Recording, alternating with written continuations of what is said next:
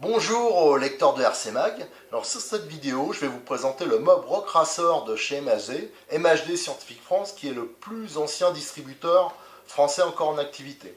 Alors cette voiture, elle a une principale caractéristique qui m'a bien plu. Bon, déjà son prix, hein, c'est une voiture qui doit être RTR, qui est livrée avec l'AQ, une radio 3 voies, avec le chargeur, et qui doit tourner dans les 230 €. Et autre caractéristique, c'est que c'est un mélange, elle est très polyvalente, parce que c'est un mélange de short course 4x4, un peu identique au dernier Losi, mais à un prix bien sûr largement inférieur, et aussi de crawler. Ça veut dire, par exemple, les pneus d'origine, c'est des pneus de crawler. On peut bloquer les ponts en durcissant les différentiels, c'est-à-dire que ça devient une voiture de franchissement. Donc cette polyvalence nous intéresse, car nous organisons pas mal de démonstrations, et pour la promotion du modèle réduit, je pense que c'est un bon produit. Alors la boîte, avec la voiture en action, et comme d'habitude en loisir, sur les côtés on trouve des images avec les principales caractéristiques de la voiture. Alors on va l'ouvrir ensemble, j'avoue que je la connais pas beaucoup, je l'ai juste vu quand j'ai fait la visite chez le distributeur. Je vais découvrir avec vous. Alors on voit la voiture, elle est livrée toute montée, elle est bien calée à l'intérieur. Sur le côté, on va déjà déballer la première boîte, on va voir ce qu'il y a dedans.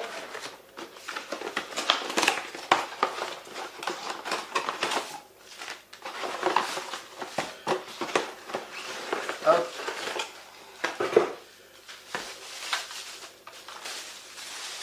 Donc on découvre la radio MHD 3S qui est, je crois, il me semble, utilisée dans l'ensemble de la gamme. Alors cette radio, il y a les réglages principaux. Attendez, alors comme je découvre avec vous, je cherche comment on l'ouvre. Voilà. Donc il y a la petite trappe avec tous les réglages. La troisième voie, la commande de troisième voie qui est sur la poignée. Alors, par exemple, c'est une marque qui vend aussi des avertisseurs sonores, des rampes clignotantes, enfin voilà, donc je pense que ça peut être utilisé pour ça. Alors, autre caractéristique de cette radio, bon, le volant, c'est bien, tout semble bien fonctionner. On trouve une poignée additionnelle pour ceux selon la taille de la main. Alors d'origine c'est pour les grosses mains, et en option c'est livré pour les petites mains. On trouve une notice pour la radio. Alors comme je découvre avec vous, je ne l'ai pas encore lu. On trouve une antenne et le nécessaire pour blinder le récepteur et l'émetteur. Ça par contre, ça je le savais, je l'avais vu. Caractéristique intéressante, je veux dire, on trouve un accu LiPo. Alors dans cette gamme de prix, c'est rare qu'on trouve d'origine un accu LiPo pour alimenter la radiocommande. Et ici, nous trouvons le chargeur pour l'accu.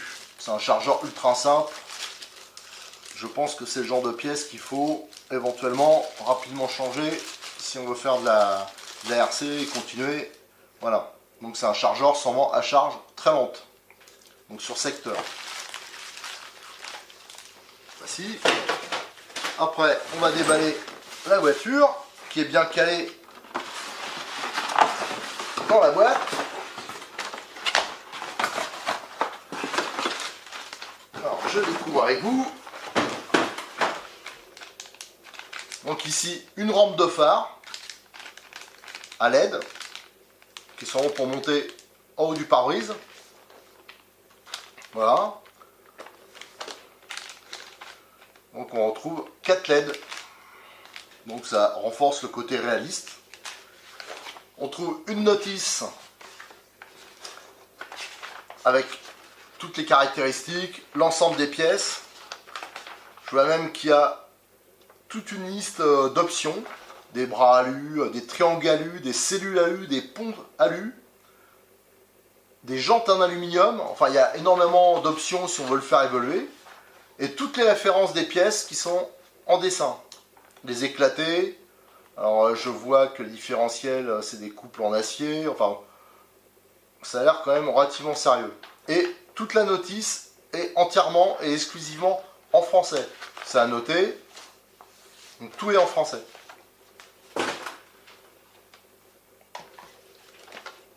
Donc la voiture, qui a un look, je trouve plutôt sympa. Donc ça plaira aux gamins. Et pour les démonstrations, ça change de nos buggy 1/8 qui ressemble à rien. Il y a même la roue de secours derrière.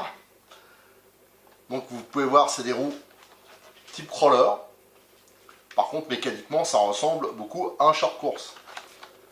Vous voyez en dessous, il y a un pont. Et les débattements sont impressionnants. Si on voit ici, vous pouvez voir quand même que niveau débattement, c'est assez monstrueux. Voilà. Alors il y a un arceau cage mélangé avec des pièces en Lexandre. Alors je vais essayer de démonter ça, je vais voir comment. Apparemment, il y a deux goupilles à l'avant, deux goupilles à l'arrière. Je sais pas si la carrosserie. Ouais, c'est l'ensemble qui vient, voilà.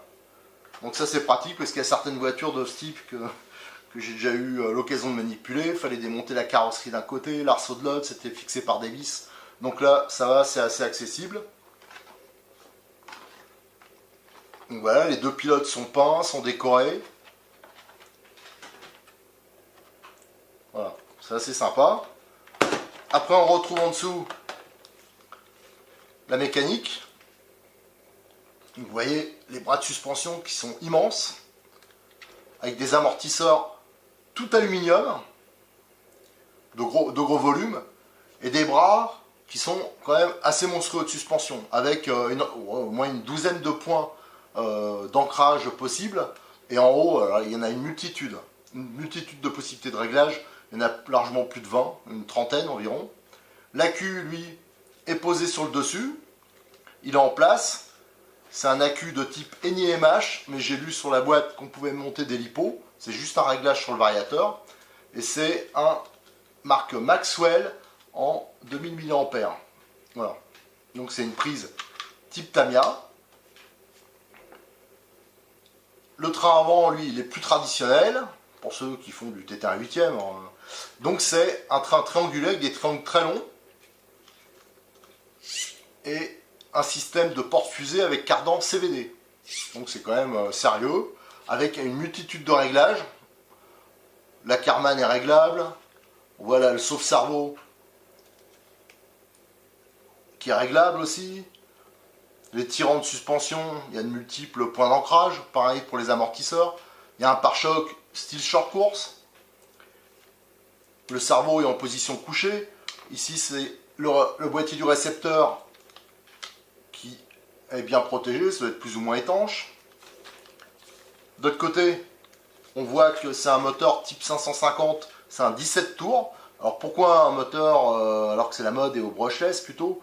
Je pense que c'est justement pour les capacités de franchissement, parce que moi j'ai un crawler de la marque Vatera, et si vous montez un moteur brushless, c'est ingérable. Donc on peut mettre que des moteurs à charbon, parce qu'ils ont la capacité de tourner très doucement. Donc je pense que c'est un mix entre la performance, parce que c'est quand même un 17 tours en 550, donc je pense que ça quand même, j'en ai vu un rouler, ça va quand même relativement vite, et la possibilité de l'utiliser pour faire du franchissement. Voilà. Alors d'ailleurs ça tombe bien parce que je vous ferai des vidéos de ça, parce que j'ai maintenant 2 circuits à côté de chez moi de franchissement.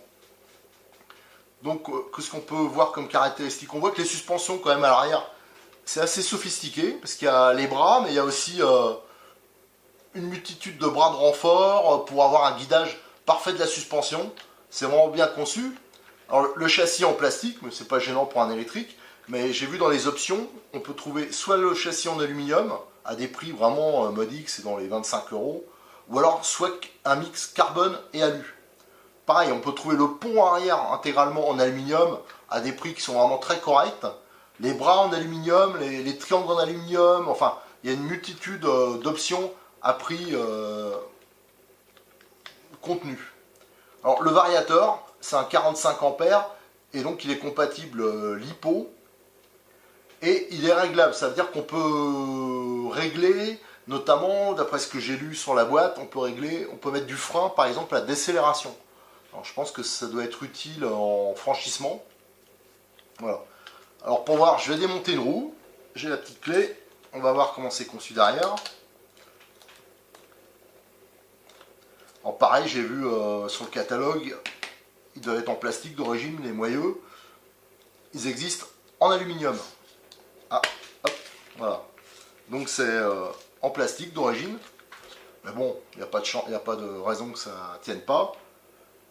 Et pour le reste, c'est des jantes tout à fait classiques qui peuvent se monter sur un crawler. Vous avez le pont avec des cardans plastiques comme ils font sur les crawlers. D'ailleurs, pareil, c'est tout à fait fiable et qui permettent de jouer. Ils s'allongent, ils sont coulissants. Et franchement, ça marche bien. C'est vraiment, pour le prix, c'est vraiment très fonctionnel pour un engin destiné au loisir. Voilà. Je vais maintenant, prochainement, le démonter afin de vous présenter en détail les ponts, toute la mécanique, et vous aurez l'ensemble de ces photos sur RC Mag. Et rapidement, nous irons faire un essai en utilisation tout terrain et un autre essai en utilisation franchissement sur les circuits qu'il y a autour de chez moi. Donc je vous remercie et je vous souhaite une bonne soirée et à la prochaine. Merci.